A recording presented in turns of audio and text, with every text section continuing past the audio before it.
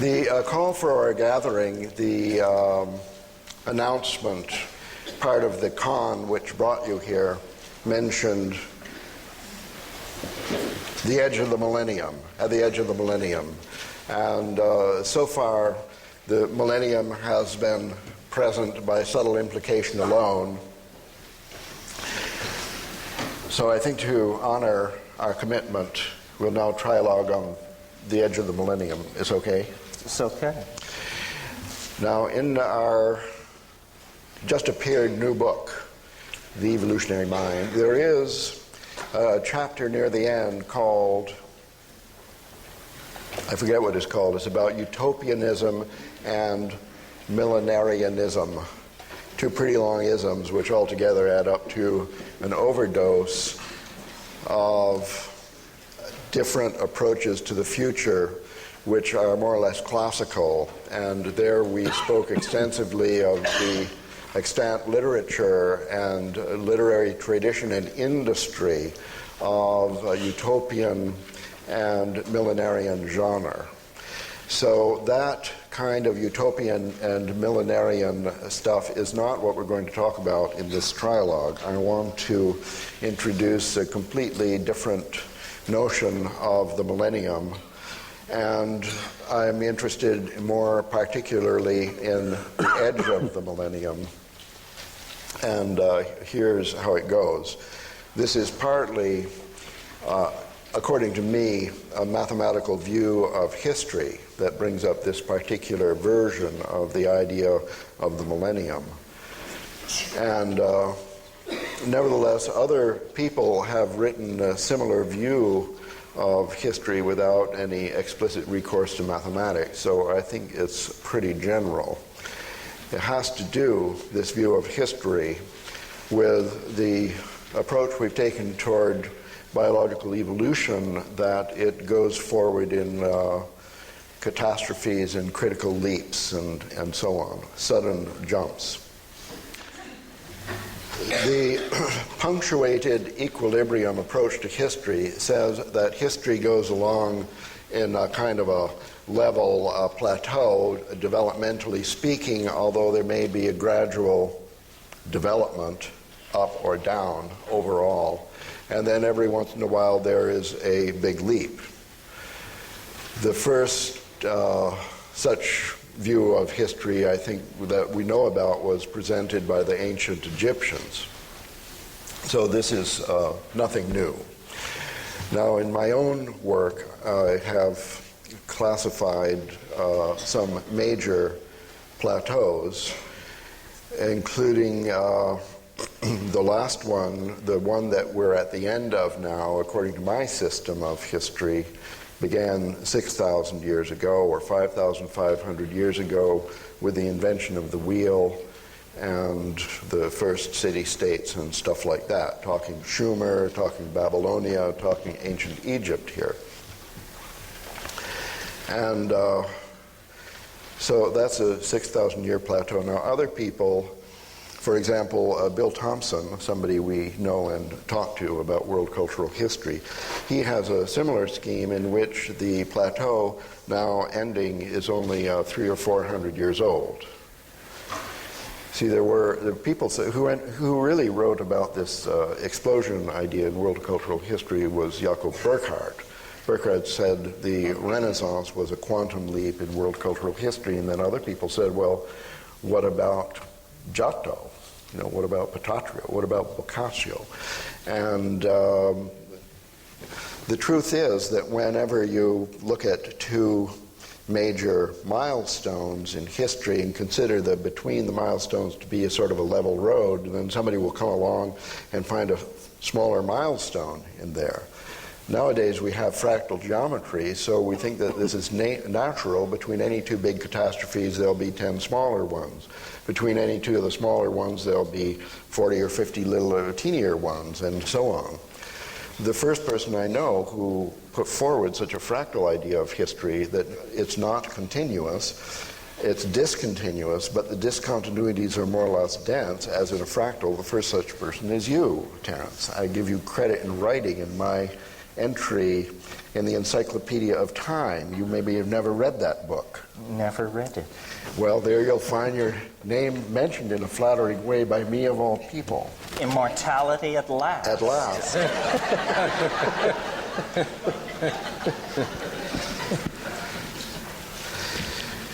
Well, to make a long story short, it's these controversial plateaus of history that I'm going to call millennia. And then if you want to go back to chapter 10 of the Evolutionary Mind and to read there about the history of the millenarial concept, then you'll see that the first one, wherein the number 1000 was actually mentioned for the length of one of these plateaus, it gave his name to the thing. It was a special case of my more abstract idea of millennium. It's the plateau of history. And what I mean by the edge of millennium is those times when there's the snap-out from one equilibrium to another. Cro-Magnon comes out of Neanderthalis or whatever it is, and oxygen comes out of the archaeobiological background and whatever. And the interest of this, according to me, is why are we here? Who would talk about the evolutionary mind? Who cares about the good and evil and the evolution of species and so on?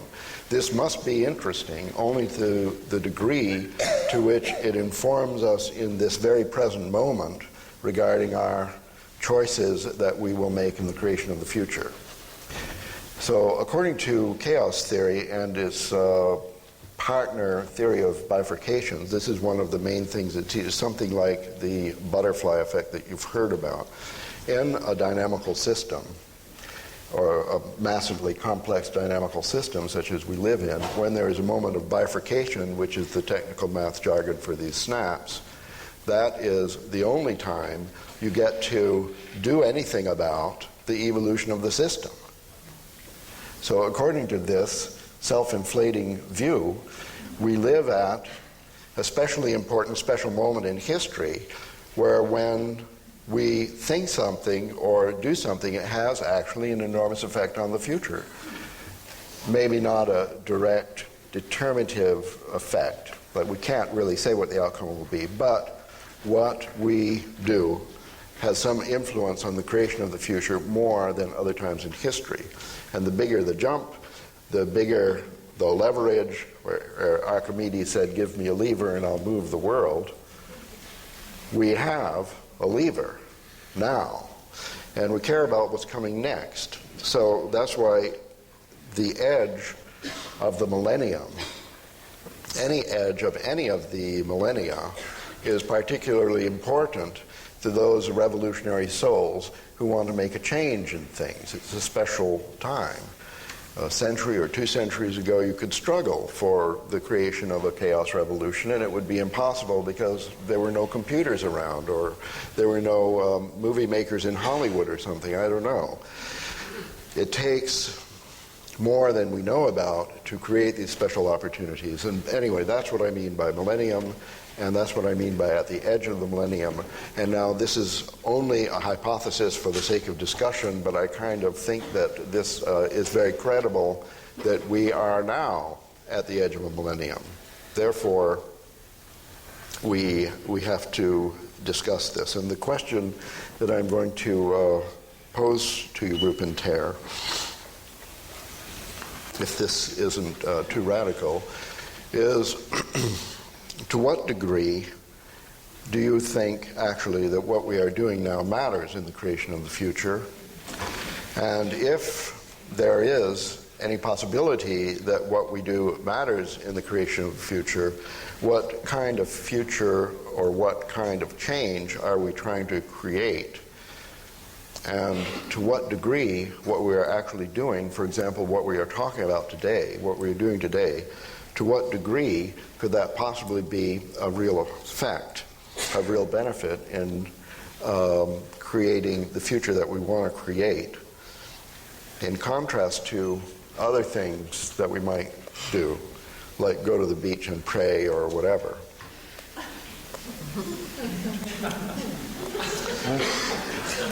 And particularly, should I stop here? Well, that's One I'm not sure. Yes, well, I'm trying to make this easier for you because I think this might be too difficult. As we... Well, I mean, I think I said this morning, or maybe I didn't, but I believe it and have said it many times, salvation is an act of cognitive apprehension. So we do matter, because to the degree that we are ignorant, avidya in the Buddhist lexicon, we retard universal progress towards some kind of enlightenment. But the doctrine of avidya, this is standing for all time since 1800 BC. Do you agree that this is a special moment? Yes, I think so. Not only a special moment, but the other thing I would call people's attention to is the fact that no matter whether you scammed your way in here today, and no matter whether you're going to go back to a appliance box that you live in under a bridge, the odds are that you are very close to the top of the pyramid of global empowerment. You are mostly white, mostly well-educated, mostly have enough disposable income to come to an event like this. It's worth pointing out that all that rides on the backs of those who do not have such privilege. And so, yeah, this is a moment of enormous opportunity, and those who find themselves in this moment with power, defined however you care to define it, have a moral obligation to act. And I don't advocate a certain political agenda, not that we must become Marxists or that we must become anything. What we must become is clear. We have the technologies and the informational structures and all the necessary abilities to create paradise on earth, to lift up the least among us to at least an acceptable level of comfort and freedom. Why do we not do that? Because what stands in our way is our own minds, our own habits. We must change our minds. That's the most powerful political work people in this room could do. And there is nobody who is so enlightened that they don't need to work on themselves and do this. To the degree that we can change our minds, we will escape extinction, marginality, and so forth and so on. And to the degree that we cannot change our minds, we will prolong the agony, perhaps unto death and extinction, perhaps only making the struggle more difficult. But yes, this is a moment of enormous opportunity. We have a yes. A yes. So you agree that it's a moment of special opportunity over the long and short scales of time, according to either mathematics or novelty theory? Yes. And you agree that we have a responsibility to do our best? Yes. And what you have to tell us is that if the 200 of us here change our minds, that would somehow have an ameliorative effect on the rest of the world and our creation of the future. Yes. How? How would it have this effect? Yes. By telepathic means, by the romance of photons. No, I think by the spread of clarity. The spread of clarity. The elimination of redundancy in the system, and the spreading of a sense of shared purpose and the possibility of achieving that purpose. It doesn't matter what you do beyond changing your mind for a better clarity? Well, I don't want to say absolutely it doesn't matter, but I think that's the first obligation. If you charge off with some political agenda that is not informed by clarity, you're going to end up with business as usual. The road to hell is paved with good intentions, but it is not paved with clarity.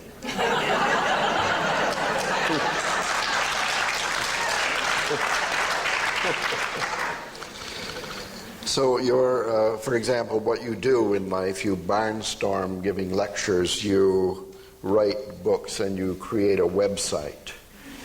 And the effect of this, hopefully, will be to promote clarity.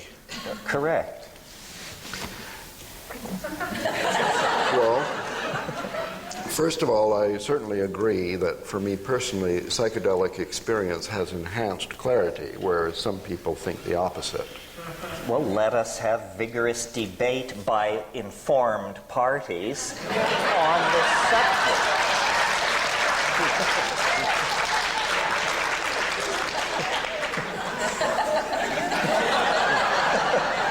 Don't forget, I've given over 300 calculus lectures in this room. It boggles my mind to look out and think, well, yeah, this is Santa Cruz. This must be Santa Cruz. You know, this is the real Santa Cruz. What do you think, Rupert? Well, the question really is, I mean, changing minds. You were talking about the butterfly wing effect. The question is, if we change our minds, can it have a larger effect on other people's minds? Yes. Because if we decide to recycle yet more newspaper and so on, it's not going to have that much effect. The changing mind thing, the butterfly wing analogy, suggests some major change of mind spreading through our culture. Now, I suspect that you think the medium for this transformation is the World Wide Web. I suspect that Terence thinks the medium... Well, I think telepathy is equally powerful. Yes, but...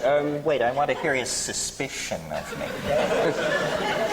World Wide Web? Yes, I think... No, psychedelic drugs. World Wide Web, psychedelic drugs. I still haven't understood the psychedelic drug agenda. Britain has the highest percentage of psychedelic drug consumption in the Western world at the moment, and it's not entirely clear that this has resulted in clarity spreading through... Britain is the source of and the fountainhead of the worldwide youth culture that is creating the new music, the new dance, the new forms of community, and the new resistance to consumerist values. So don't sell the old UK Come shore. to the rave tonight and see clarity created. Yes, a crucible of clarity as Home at Last plays. And Terence takes the microphone. And Well, it's not always perfectly clear what's going on when you have your nose in it, you know. Well, I mean, my own agenda relies partly on the World Wide Web, not as strongly as yours. And here in this room is Matthew Clapp, who kindly runs my World Wide website. Sheldrake.org. Yes. So, but my own view is that this clarity involves breaking the spell of rationalism, Cartesianism, a spell woven more powerfully than ever before this morning by Terence. I mean, it took on a new level of spellbinding in the way you described it. It's to recognize that we're far more interconnected, we're far more participatory in our relation with the world than this cognitive kind of science and cognitive model of the mind would tell us. And so I think the secret to waking us up, one of the secrets is psychic pets. As you know, this is one of my particular themes. And the purpose of... I wrote a book which some of you may have seen called 7 Experiments That Could Change the World. The purpose of this was to find simple experiments that could give us clarity on issues that we know about already, which could actually have a transformative effect on our view of the world. They're to do with changing our scientific view of the world. And the scientific view of the world is a particularly important part of the spell that binds us all and that affects our whole civilization, our whole industrial culture. And it's an exceptionally narrow and dissociated view of the world at the moment. The reason I think psychic pets could play this part is, first of all, there's more of them than psychedelics. I mean, they're everywhere. There are lots and lots of dogs and cats that have telepathic bonds with their owners. About 50% of Americans feel that they've had a telepathic bond with an animal. Now, to recognize what so many people already know, through experiments to test these to see if they're real, and so far the experiments suggest they are real, this can give permission for people to recognize what they already know. Then all these closet holists, most of us are closet holists, can come out and recognize that there's this kind of interconnection with other species and with each other that's been going on all the time, but which has been suppressed from the level of supposedly rational discourse by the idea that this is all superstition, it's not scientific, it's irrational, and so forth. I think that one of the big difficulties in our culture is the split between the rational, educated part of our minds, which we put on in public, and the participatory sense of connection which we have at home with gardens, plants, children, animals, lovers, and our nearest and dearest. And these are so dissociated that it's very hard for people to recognize that they're related in any way. Lots of dogs know when their owners are coming home in a kind of telepathic manner and wait at the door for them while they're on the way home. I calculate that tens of thousands of American scientists have dogs waiting at the door for them when they get home from the laboratory, even if they come at unusual times and in an unusual way. Yet, this phenomenon has been so subject to taboo that it's never been investigated scientifically at all. It could have been investigated at any time in the last 500 or 5,000 years. But the fact is the first investigations are happening at present. Here in the room is David Brown, who works with me, is based in Santa Cruz and is doing experiments with psychic dogs, cats, and cockatiels in Santa Cruz County. And if any of you have such animals, please let him or me know at the end, because we'd love to investigate your animals. You can take part in this research. So I think that grassroots research based on phenomena that are actually common sense, that are part of everyday life for many people, could help to wake us up, to give a greater clarity about what's really going on, and make us recognize that there's far more interconnection between us and other species and us and other people than is admitted in the scientific view of things, which is the worldview which most people feel they have permission to talk about in public. So I think that this transition, a butterfly wing effect, would be a few dogs and cats that do this being proved scientifically to be able to do it, shown on TV, would probably overnight give millions of people permission to recognize and talk about these events in their own lives. And never again would the subject be able to be stuffed back into the closet. I think these could lead to a great change in the way we think about the world. Now, it's not, of course, it's several steps from that to solving the ecological problems of the world, to dealing with the problem of multinational corporations and so on. But it's a step towards clarity, and it's one that could spread very quickly. Well, it seems to me the overarching theme here that unites all three of our positions is boundary dissolution. Psychedelic drugs dissolve boundaries. The World Wide Web dissolves boundaries. And certainly the discovery that our pets are communicating, anticipating, and understanding us is a boundary-dissolving perception. So really what we're saying is we must dissolve the artificial boundaries that confine our perceptions. Someone once said, if we could feel what we are doing to the earth, we would stop immediately. Because a man hitting himself on the head with a ball-peen hammer stops immediately. The feedback loop is very short. So we have compartmentalized our lives, and this allows us to do the fatal and lethal work that is destroying the planet, destroying community, so forth and so on. So maybe three answers as diverse as you've just heard here, you might search your own soul and ask what obsession or interest of mine would contribute to the grand project of boundary dissolution. Certainly, it is not the affirmation of cultural values. Culture is a scheme for maintaining and creating boundaries. It replaces reality with a linguistically supported delusion, and behind that delusion then pogroms, programs of genocide, arms races, sexism, racism, all can operate very, very comfortably. Ralph earlier mentioned love. Generally speaking, love is a boundary-dissolving enterprise. So I think each of us, the three of us, all of you, in our way, should find ways to express love. And it's not treacly, it's not woo-woo, it's a very practical matter that has thousands of expressions. As long as we believe in mind and matter, rich and poor, living and dead, aboriginal and advanced, black and white, man and woman, then we're inevitably going to carry on a dualistic analysis of our dilemma, and we're going to produce incomplete agendas and answers.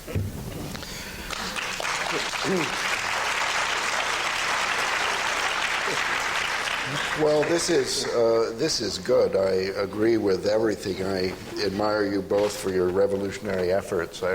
Nevertheless, I can't help having a sinking feeling. Here we are in the University of California. Naturally, my thoughts turn to the educational system.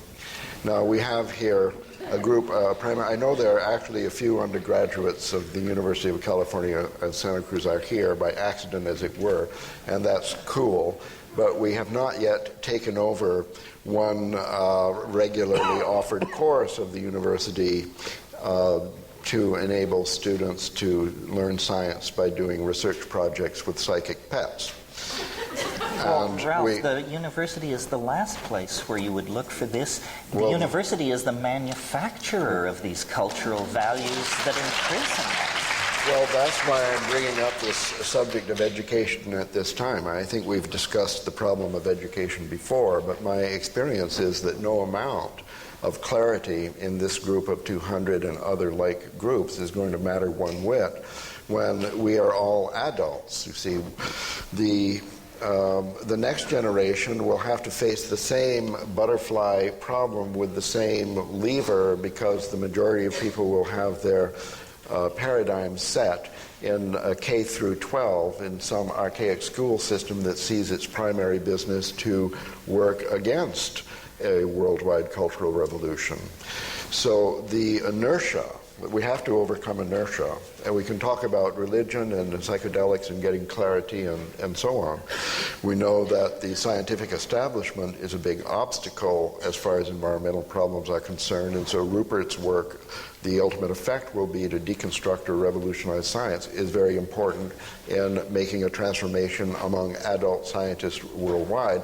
How can this matter at all if there's no change in the educational system, K through 12, pre-K, pre-K, and back to the womb, the parents, and so on? That this chicken and egg loop has got to be touched somewhere in a more sensitive spot than the adult community. And what do you propose? Well, you work with youth, I guess. You're interested in talking with the younger people. And Rupert, I know that you're particularly active in education through the existence of your children who are now subject to the educational system that does this criminal brainwashing that I'm talking about. So I'm just posing this now. Do you have any idea as to the transformation of our school system by a change of curriculum or the entrance of any weird idea into the actual program which trains most children worldwide? Well, I ought to have. There's a story that perhaps not everyone here is familiar with, which is when I was in New York a couple of years ago, I was asked to visit a school in Long Island. I was particularly urged to go there a private helicopter was sent to take me. And I was asked to address the board and the teachers of this school. And when I asked them what they'd like me to speak about, they said they wanted me to speak about the rectified Sheldrake principle, on which their entire curriculum was based. So when I said, what is the rectified Sheldrake principle? They said that that was the very question they were asking and hoping that I would explain. I then asked who had invented the rectified Sheldrake principle on which the curriculum was based, and they soon revealed that the author of this principle, or at least the author of the documents on which their entire curriculum were based, was Ralph Abraham.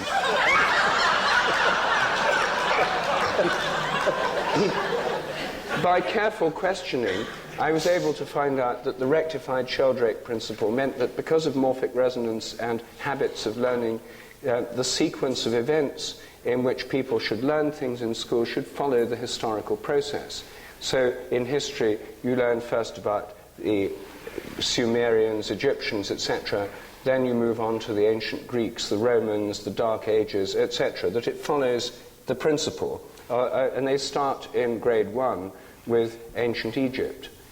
I calculated on this basis that the invention of the domestication of fire, which occurred between 400 to 700,000 years ago, should mean that in the toddler play groups they should be playing with fire.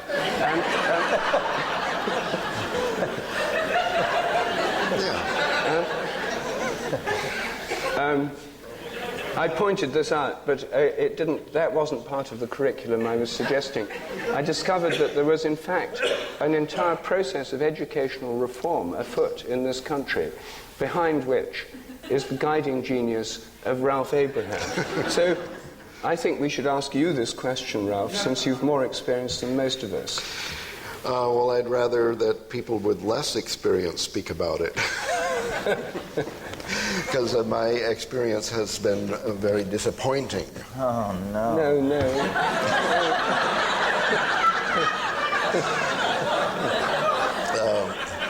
Here is the problem as I perceive it, and maybe you can help me get through this one.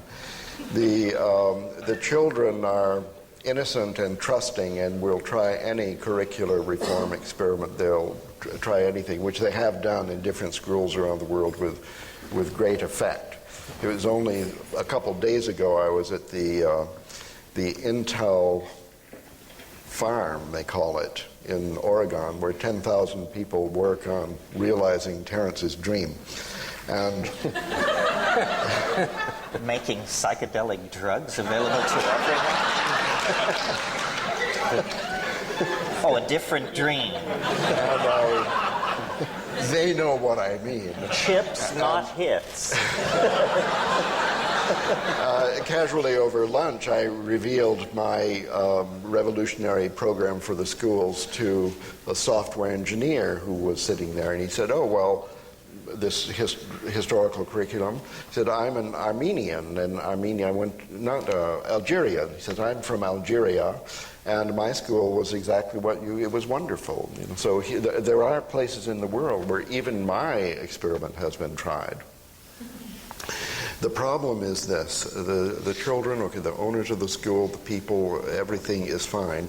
The problem is with the teachers and parents. The teachers have been trained. That's one problem. And the parents have been frightened, I guess. So the parents absolutely refuse any experiments that would affect their children because the danger of a failure. You see that they consider the current system, which is guaranteed to fail, is somehow safer than an experimental system that might fail. The insecurity itself is a source of anxiety. Well, I'm just analyzing. I don't really know what goes through their mind, but what I have discovered is that groups of parents come in and physically attack the teachers, the administrators, and so on, to guarantee that the time-worn, failure-proved system is performed as it always has been. Do you see the problem? older people seem to That's be the why problem. Terence has recommended mushrooms. That's why Rupert has suggested psychic pets. You see how revolutionary is psychic pets? We're talking about the parents here, who after it's proof to them that what they already know is true by somebody in the authority of the scientific establishment, then their truth will become true for them for the first time due to the fact that they trust authority more than they trust their own experience.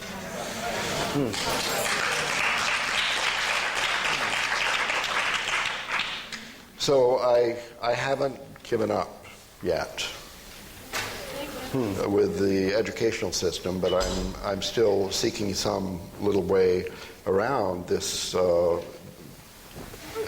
very deeply ingrained habit.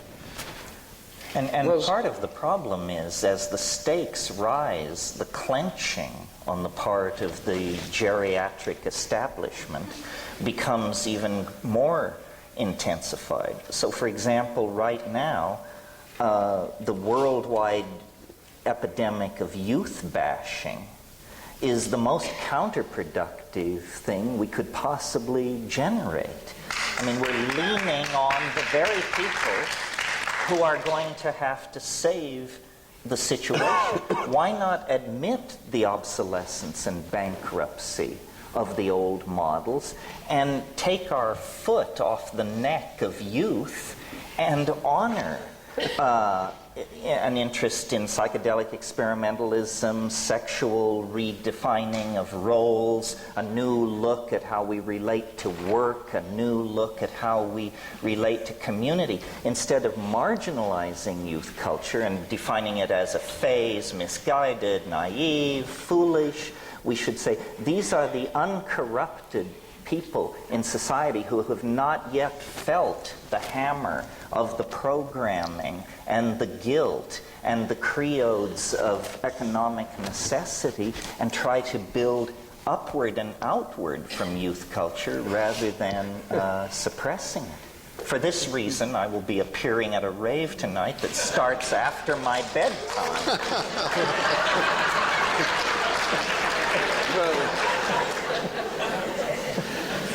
Yeah, Ruth. I wish I could be persuaded by your persuasive rhetoric. My experience of youth culture is here are people who from the age of 2 have been watching hours a day of television, shaped by commercials cunningly designed to introduce toddlers to the consumer society, whose music is dominated by a music industry run by cynical interests, manipulative people, public relations operations, and large corporations. So to see this as uncontaminated, pure, the spirit of tomorrow, untarnished by the vices of today, seems to me to beg a number of questions. However, well, let me answer. I'll be there at the rave tonight too, Terence, and there I'll be able to see this paradise that's unfolding before us. Your point about television is well taken. I totally agree. I think this is the most pernicious programming and propaganda device around. It's about to be strangled by the World Wide Web. Well, and you know, you can just turn off your TV, and I say that as someone who did. I raised my children without television because rather than just giving lip service to the idea that it's stupid, we actually acted on the perception that it's stupid. Yes, and we do too. But your other point about the youth culture's music being in the hands of capitalists and record companies is slightly out of touch with what's actually happening. For $500 you can buy a CDR burner. Bands do this, and most youth culture music is now put out in editions of under 1,000 pressings, and really the corporate middlemen have all been gone around, and the big record corporations are not at all in touch with real tastes and real creativity in the music business. They recycle garbage that they support with massive public relations programs at the same time that real creativity is alive and well and thriving on a fractalized micro scale that goes right around the desires of mass consumerism.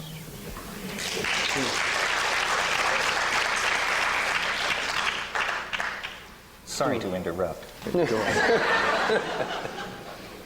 It would be good if there could be an experiment carried out, perhaps with you as the cheerleader, for this youth culture of tomorrow actually to be able to be permitted rather than suppressed and so on, to see what happens. There are quite a number of experiments in this, I would have thought, going on spontaneously. It's not as if all these people involved in this culture are totally controlled by parents, teachers, etc. Many of them are not under direct control in this way at all. But you're still going to have educational systems, school systems of one kind or another. And it's not clear to me that more raves and psychedelics are going automatically to generate that.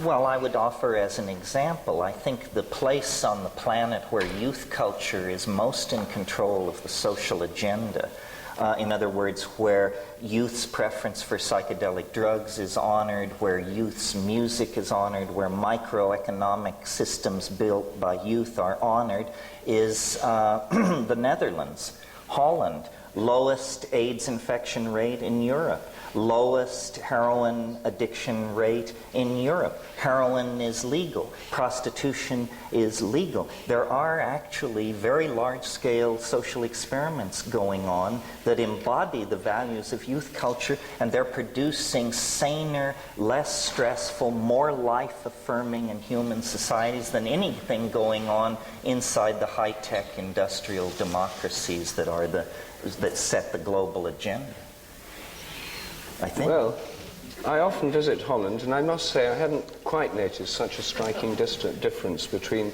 them and the rest of Western Europe. Well, but that's really because you come from London, where also these things are happening. But if you lived in Berlin or Rio de Janeiro or Houston, I think the contrast with the Netherlands is quite astonishing. Mm. Didn't mean to stop the show, folks. Ralph, you're not saying enough. Oh, am I guilty then of too much self-indulgence?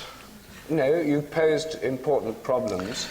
Yes. You've shown how on the edge of the millennium great steps or small steps are needed that magnify through butterfly effects. Yes. You've asked me and Terence what you think they should be. Yes. You've told us you're disappointed by your own experiments with the reform of the educational system. Yes. So what next? Well, as I say, I think that we're at the edge of a millennium. We're at a turning point. What may be coming down the pike could be 2 or 3 miracles that will decidedly change the definition of the problem. And in the meanwhile, I think that we're more or less stuck in the situation where we keep trying what we're doing and believing that it has at least some chance of having an effect. I think that the educational system might change itself by a miracle, for example. And it could do that in a way that had nothing whatsoever to do with any of our efforts, or in fact it may be that some little thing that we did mattered. I think that your work in the revolution of science is very important and very promising, and it's proceeded with essentially without funding, because the genius of the program that you've evolved is that it has this enormous leverage, and at every crossing of the road you've made the right choice to get more leverage.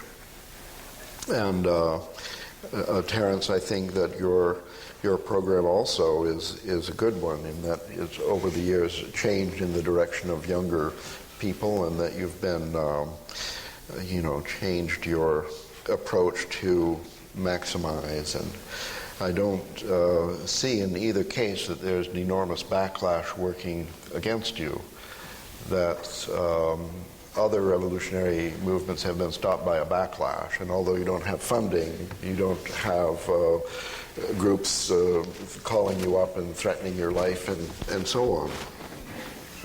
In my own case, I have felt, I've written about this endlessly. Besides writing mathematics, I write that mathematics is important.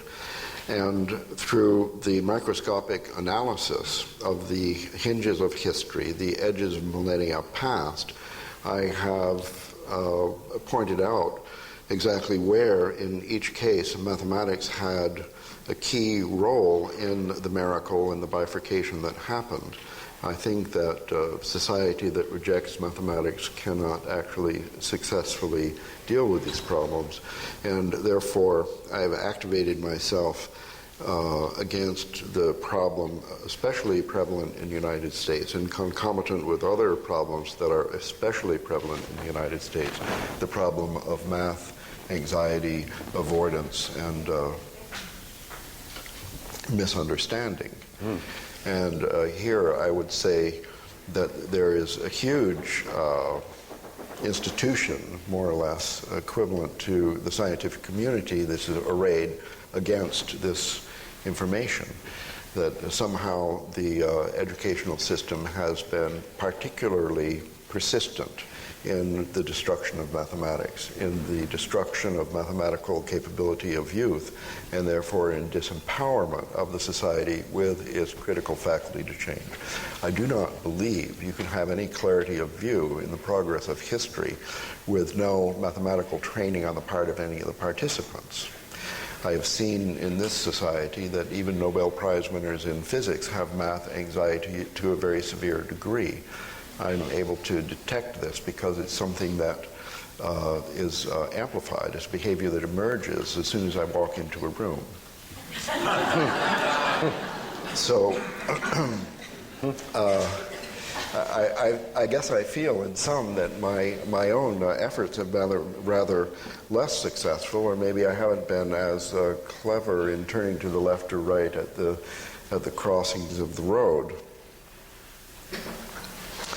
The problem is already much less severe in other countries, so it seems like we needn't worry too much. In Europe, throughout Europe, for example, the problem of the destruction of mathematical capability is far less severe.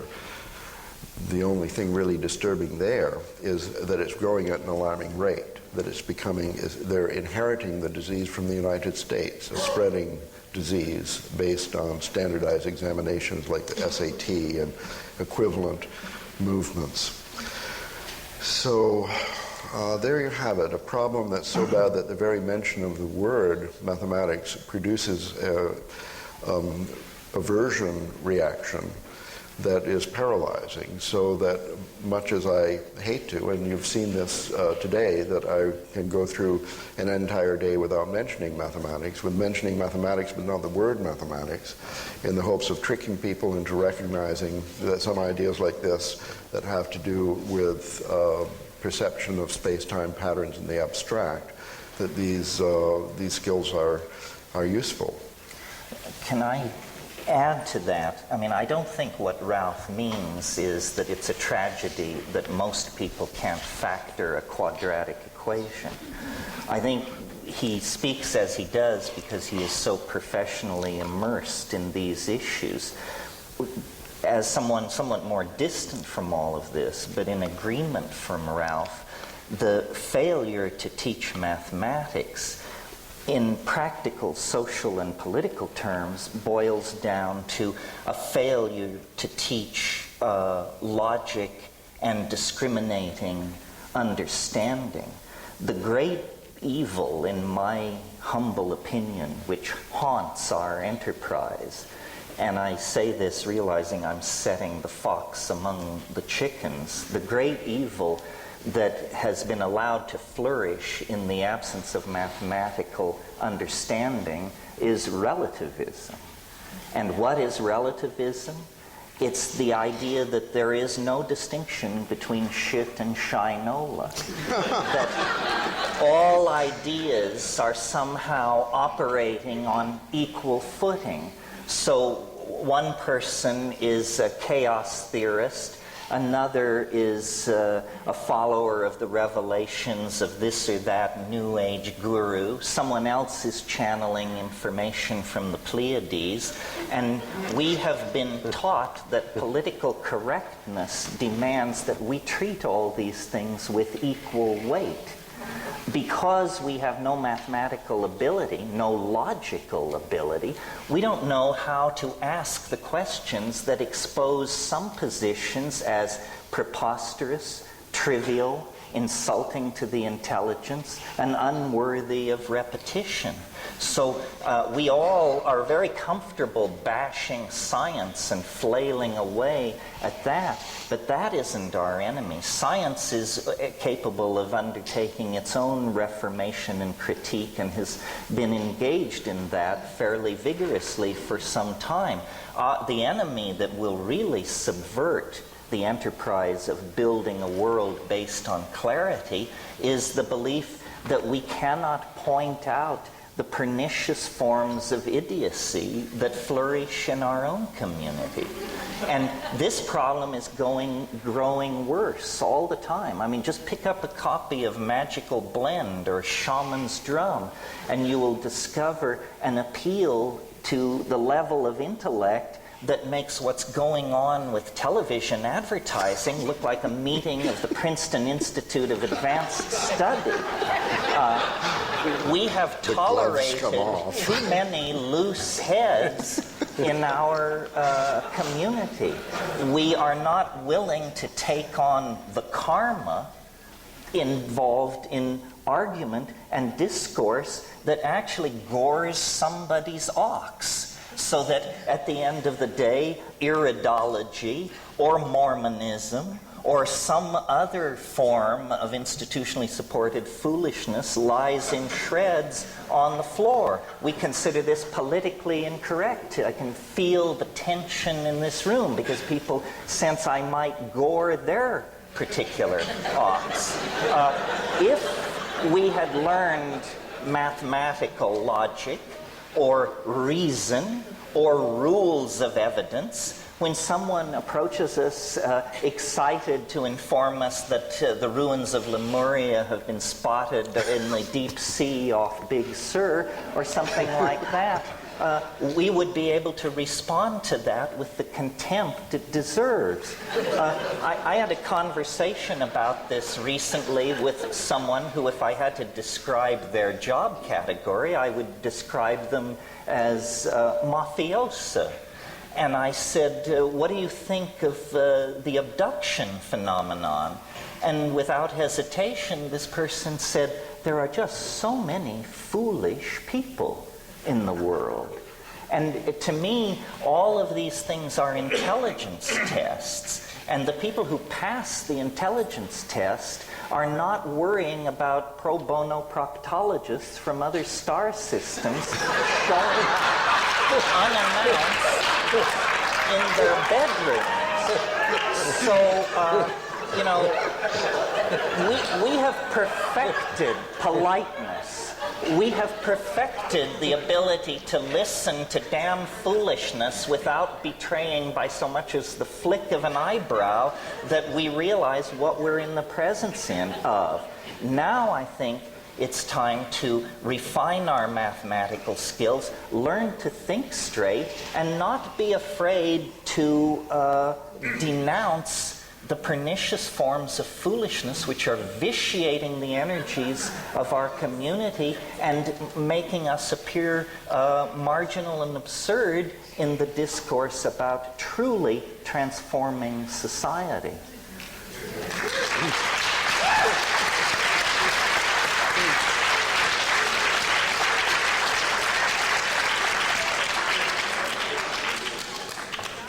Well, I can't wait to see this laboratory of clarity unfold before me tonight as and as all nonsense is dispelled, as the scalpel of reason is brought out by Terence. Yes, well, it is an ambiguous enterprise and fraught with contradiction, but forward, ever forward.